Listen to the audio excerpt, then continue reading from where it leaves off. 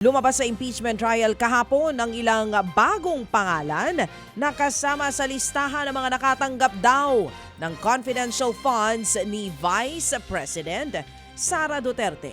Base sa acknowledgement receipts o ARs, yan po ay sina Antonio Pagong, Timon Andrew Pusa, Don Piang, May Pamana, Shane Ngitngit at si Suniso P. Belat. Naglalaro sa 100,000 hanggang 250,000 pesos ang natanggap ng ilan sa kanila.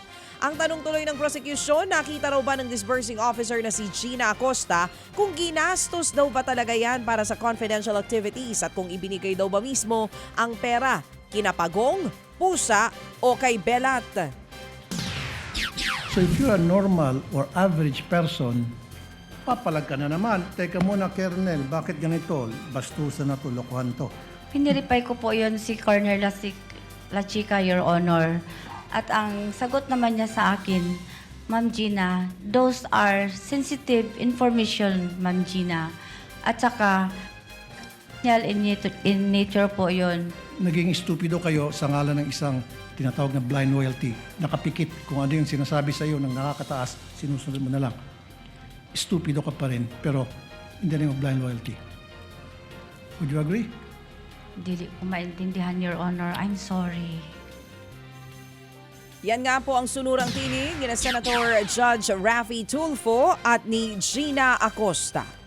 Samantala, bukod sa mga kakaiba na namang pangalan na sinasabing nabigyan ng confidential funds, inamin din ni Gina Acosta na binigay niya kay La Chica ang 500 million pesos na confidential funds mula 2022 to 2023 kahit hindi siya accountable officer.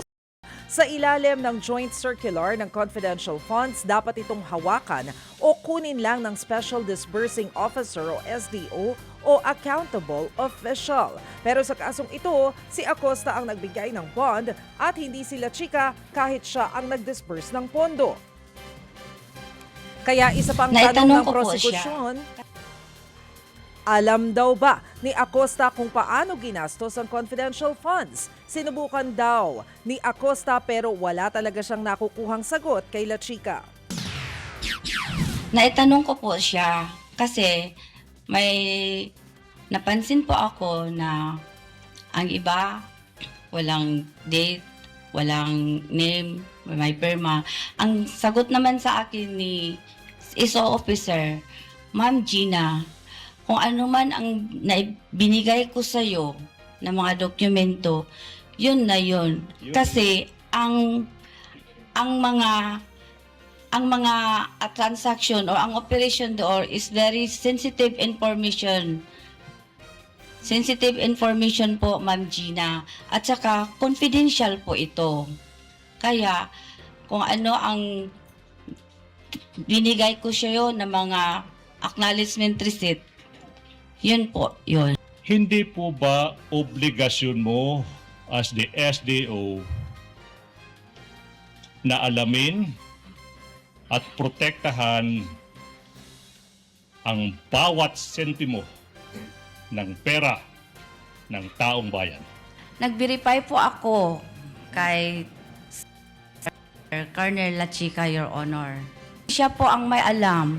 Siya po ang nag-implement sa mga project po sa confidential operation or activities.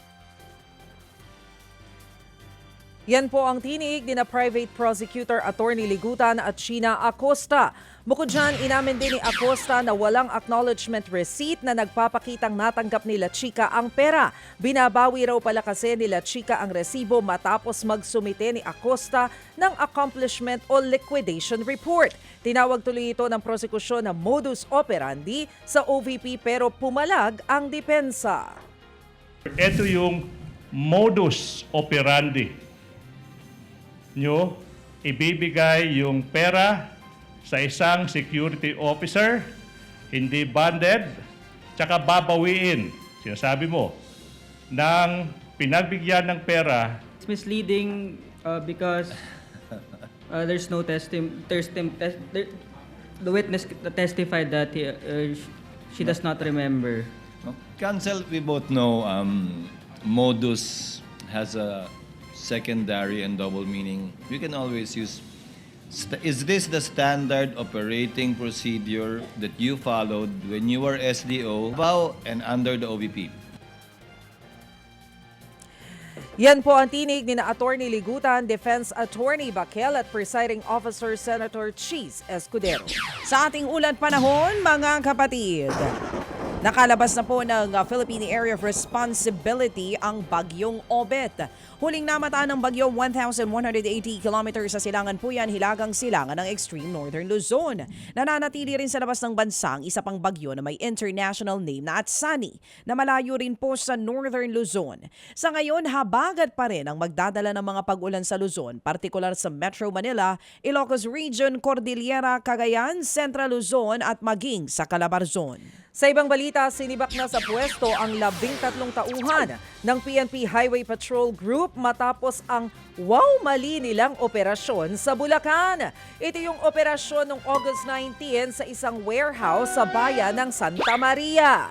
Target ng HPG ang umano'y bentahan ng iligal na sigarilyo na itinimbre sa kanila hanggang sa nagkagulatan na nga dahil mga taga-customs ang nadatnan ng mga pulis na nagsasagawa ng disposal ng mga smuggled na sigarilyo.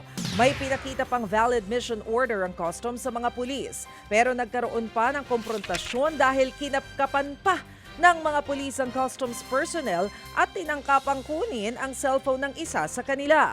Sa huli, nabigyang linaw din ang mga pulis nang mapagtanto nila na katabing warehouse pala ang dapat na target nila. Dahil dyan, sibak ang lahat ng sangkot sa operasyon habang gumugulong ang investigasyon. Mali ano? Wow, Yun nga yung mali. pinag-uusapan natin kahapon. Samantala sa iba pang balita, usapin na nga raw ng climate change ang problema sa baha. Yan po'y ayon kay Pangulong Bongbong Marcos Jr. Kahapon, ininspeksyon ng Pangulong Marcos ang mga bayan sa Pampanga na hanggang ngayon lubog pa rin sa baha. Kita po sa aerial shot ang lawak ng pinsala. Halos bubong na lamang na mga bahay ang makikita. Ayon po sa Pangulong Marcos Jr. sa sobrang daming ibinuhos ng ulan, hindi na ito kinaya ng flood control projects sa lugar. Tiniyak naman ng Pangulong Marcos na sosolusyonan ng gobyerno ang problema ng probinsya sa baha. Bumisita at naghatid din ang Pangulong Marcos Jr. ng relief goods sa evacuees sa bayan ng Bacolor, Pampanga. Kontento naman daw ang Pangulo sa mga naibibigay na tulong ng gobyerno sa mga nasalanta. Mga kapatid, patuloy po kayong tumutok sa 105.9 True FM para sa totoong balita, impormasyon, music and entertainment. Mag-subscribe sa aming YouTube channel at podcast at sundan nyo kami sa Facebook, Instagram, X at TikTok sa True Network PH. Bisitahin din po ang aming official website, truefm.ph. At panoorin din kami sa True TV Signal, Channel 19. Kami po ang 105.9 True FM. Laging true sa'yo, kapatid.